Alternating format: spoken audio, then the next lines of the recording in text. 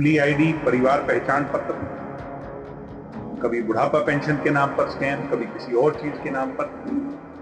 ये भारतीय जनता पार्टी की एक सोच रही है कि मुख्य एजेंडा से कैसे लोगों को भटकाना। बुजुर्गों की पेंशन को पहले इन लोगों ने बंद किया, इसके पीछे भी मैं एक गहरी साजिश है। मुझे ऐसा कई बार इल्म होता है कि चौधरी देवीलाल जी की जो आइडेंटिटी है वो पेंशन हो, कर्जा माफी हो, इन विषयों को लेकर के देश प्रदेश में उन्हें लोग याद करते हैं। अगर ये पॉलिसीज ही बंद हो जाएंगी तो इनको ये लगता है, इनकी गलत नीतियों को ये लगता है, इनकी सोच को ये लगता है कि कहीं चौधरी देवीलाल जी के नाम को हम पाएं। मगर ये बेगैरत लोग ये नहीं जानते कि लाखों करोड़ों लोगों के दिल में चौधरी देवीलाल जी की वो भावना बसी हुई है। ना तो आप ये पॉलिसीज को बंद कर पाओगे, जो उनके चलाए हुए प्रोग्राम हैं उन पर कभी भी आप ताला नहीं बैठ पाओगे। ये गुनहगार हैं और इन लोगों को कहते हैं ना कि ये जो इनके बोए हुए बीज हैं इनको खुद काटने पड़ेंगे। ये आप देख लेना।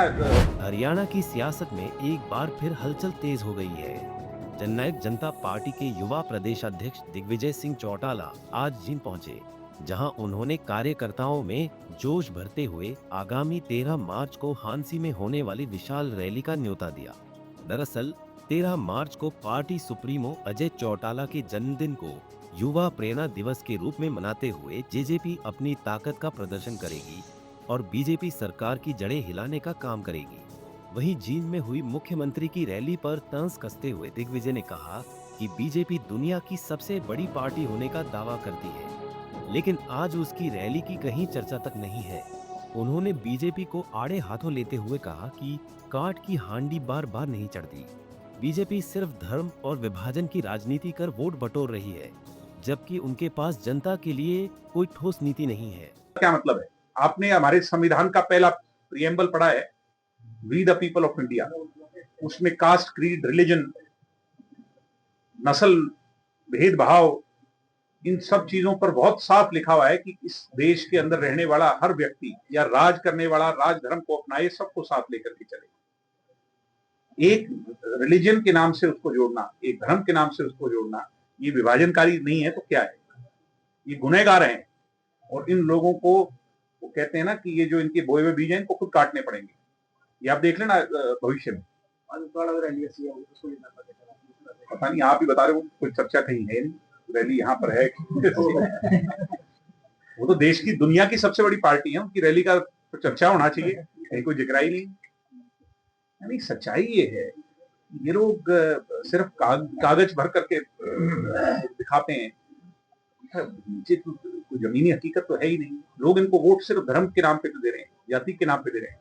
काट की हांडी बार बार नहीं चलेगी, ये बात आप लिख लीजिएगा। भविष्य जो है वो जेजेपी का। ब्रजेंद्र सिंह सदभाव यात्रा निकाले तो उसको लेकर कांग्रेस उसको मना कर रही है, वो हमारी है, वो कह रहे हैं।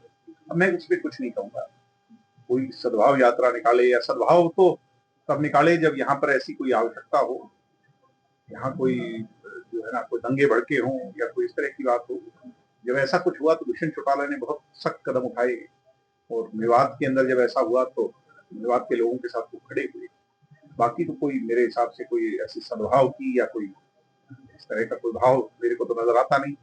उनका एजेंडा दरअसल धूमिल है, उनको यही नहीं पता कि वो यात्रा किस मकसद से निकाल। दिग्विजय चौटाला ने आरोप लगाया कि बीजेपी सरकार जानबूझकर चौधरी देवीलाल की नीतियों को खत्म करने की कोशिश कर रही है।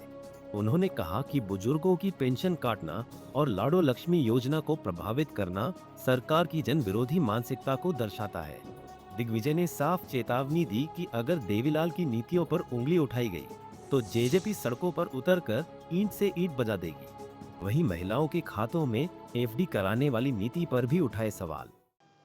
फैमिली आईडी, परिवार पहचान पत्र, कभी बुढ़ापा पेंशन के नाम पर स्कैम, कभी किसी और चीज के नाम पर। ये भारतीय जनता पार्टी की एक सोच रही है कि मुख्य एजेंडा से कैसे लोगों को भटकाना है। चौधरी देवीलाल जी कहते थे कपड़ा, रोटी, मकान, इसकी व्यवस्था सबसे पहले हो। उन एजेंडे से कैसे भटकाना है?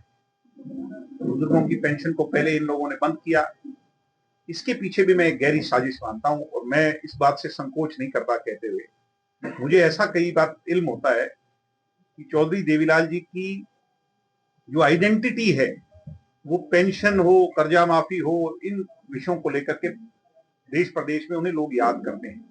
अगर ये पॉलिसीज ही बंद हो जाएं तो इनको ये लगता है, इनकी गलत नीतियों को ये लगता है, इनकी सोच को ये लगता है कि कहीं चौधरी देवीलाल जी के नाम को हम वॉश आउट कर पाएंगे। मगर ये बेगैरत लोग ये नहीं जानते कि लाखों करोड़ों लोगों के दिल में चौधरी देवीलाल जी की वो भावना बसी हुई है। ना तो आप ये पॉलिसीज को बंद कर पाओगे, जो उनके चलाए हुए प्रोग्राम्स हैं उन पर कभी भी आप ताला नहीं जड़ पाओगे, और इनके अगर कोई उंगली उठाएगा तो फिर हम सड़कों पर उतर कर आपसे ना केवल लड़ाई लड़ेंगे बल्कि हम इंश्योर करेंगे कि हमारे हक जो है वो लोगों को। ना तो लक्ष्मी योजना 2100 करी है, उसका फेरबदल कर दिया, 1100 कर दिए।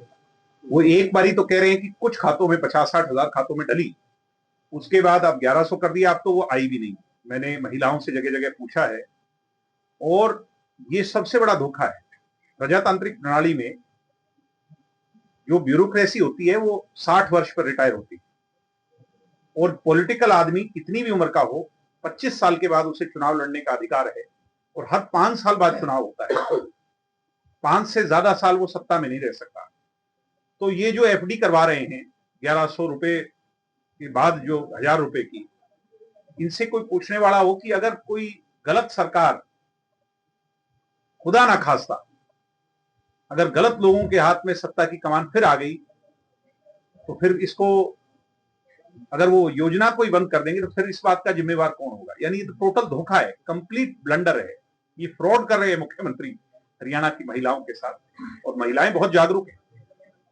जो ये झूठा ढकोसला महिलाओं के साथ जो खिलवाड़ किया है, इसको कतई सहन नहीं करेंगे। इस मुद्दे को भी हम निरंतर। दिग्विजय ने कहा कि जेजेपी अब एक्टिव मोड में है और संगठन की मजबूती के साथ मैदान में उतर चुकी है।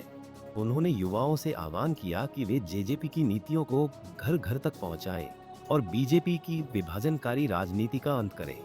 जींद से अमनदीप पिलानिया, पंजाब केसरी टीवी। हमसे जुड़े रहने के लिए हमारे YouTube चैनल को सब्सक्राइब करें और नई वीडियो की नोटिफिकेशन के लिए बेल आइकॉन को दबाएं। अगर आप ये वीडियो Facebook पर देख रहे हैं तो लाइक जरूर करें और ज्यादा से ज्यादा शेयर करें। धन्यवाद।